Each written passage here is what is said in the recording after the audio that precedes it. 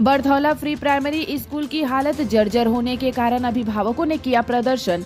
आसनसोल नगर निगम के 94 number ward स्थित बरथौला free primary school में लंबे समय से मरम्मत का कार्य नहीं होने से आक्रोशित अभिभावकों ने शुक्रवार को स्कूल के गेट में ताला लगाकर विरोध प्रदर्शन किया। आपको बताते चले कि बरथौला फ्री प्राइमरी स्कूल की स्थापना 1971 में हुई थी। 50 वर्षों से अधिक समय से चल रहे इस प्राथमिक विद्यालय में छात्रों की संख्या वर्तमान समय में 72 है। प्रदर्शन कर रहे अभिभावकों ने आरोप लगाया कि क्लासरूम की हालत काफी जर्जर हो गई है और लंबे समय से इसकी मरम्मत नहीं करवाई गई है, जिसके कारण बच्चों की पढ़ाई क्लासरूम से बाहर करवाई जा रही है। वहीं उन्होंने कहा कि स्कूल की मरम्मत करने की मांग को लेकर विभिन्न स्थानों पर पत्र भेजा गया है, लेकिन इस पर किसी की नजर नहीं पड़ी। वहीं दूसरी तरफ स्कूल पक्ष की तरफ से बताया गया कि स्कूल के मरम्मत का काम जल्द ही शुरू कर दिया जाएगा। পড়ে গেল সামান্য, যদি বাচ্চাদের যদি কিছু হয় ওর রিস্ক কে নেবেন বলুন? কতবার চিঠি দিয়েছি কিন্তু কেউ কোনো গুরুত্ব দেয়নি। আজকে সকাল থেকে 10টা থেকে এসে এখানে হাজির হয়ে বসেই আছি। তো এখন আপনারা কি চাইছেন যে বাচ্চারা? আমরা চাইছি যে স্কুলে তাড়াতাড়ি করে কাজটা যাতে শুরু হয়। এখন এই রোদ গরমের মধ্যে বাচ্চাগুলো বাইরে পড়বে। যত তাড়াতাড়ি হবে তত তাড়াতাড়ি ভালো হয়।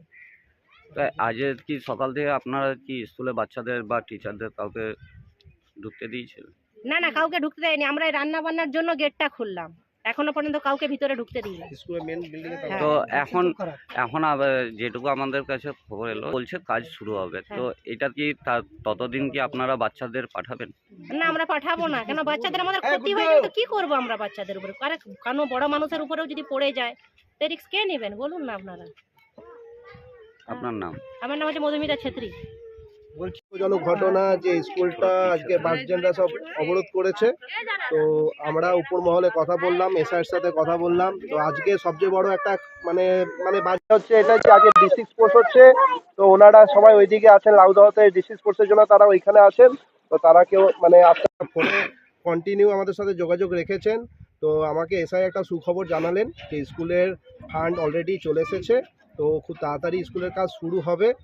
তো আমরাও সেটাই গার্জেনদেরকে বোঝাবার চেষ্টা করছি যে স্কুলের কাজ দ্রুত একদম নিরাময় দ্রুত শুরু হচ্ছে কাজ।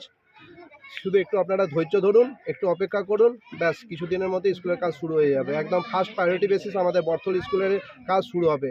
এর আগে আমরা অনেকবার অ্যাপ্লাই করেছি। আজকে ঘটনার পর উপরমহল একটু সক্রিয় হয়ে গেছে, তো তারা করছে, বেশি চিন্তার কিছু নেই।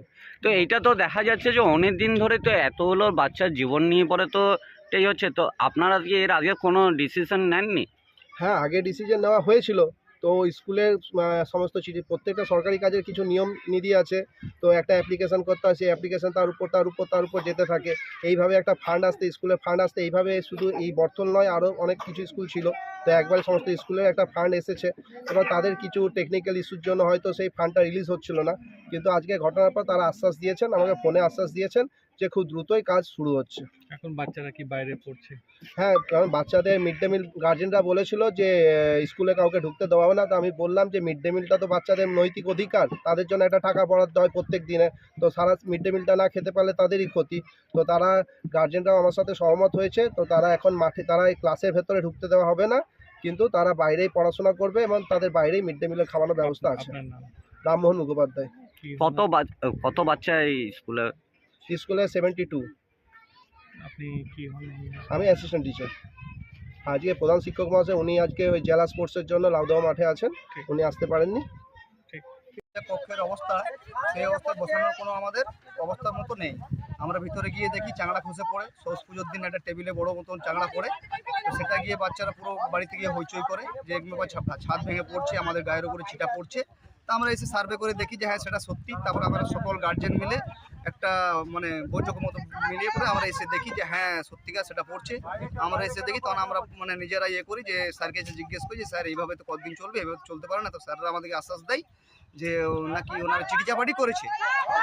কোনোদিন আজ 2 বছর ধরে এই চলছে, কোনো কাজ হয়নি। কোনো মানে আমরা কোনো বুঝতে পারছি না যে কী হচ্ছে আর কি।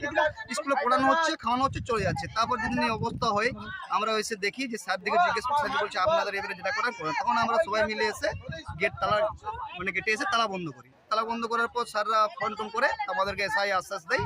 স্যারও ওখানে আশ্বাস দিল যে খুব শীঘ্রই আমাদেরকে কাজ শুরু হতে চলেছে। তো আমরা একটা দাবি রেখেছিলাম যে যতদিন না কাজ শুরু হচ্ছে ততদিন আমাদের এই মাঠে বসে বা গেটে বসে পড়াশোনা করুক, আমাদের কোনো আপত্তি নেই। কারণ আমরা ভয় পাচ্ছি এই কারণে যে ক্লাসের যেটা অবস্থা, কারো যদি বিগত দুর্ঘটনা না ঘটে, এই জন্যই আমরা বাইরে বসেই পড়াশোনা করাচ্ছি। আপনার নাম? আমার নাম বাপি ঘোষ।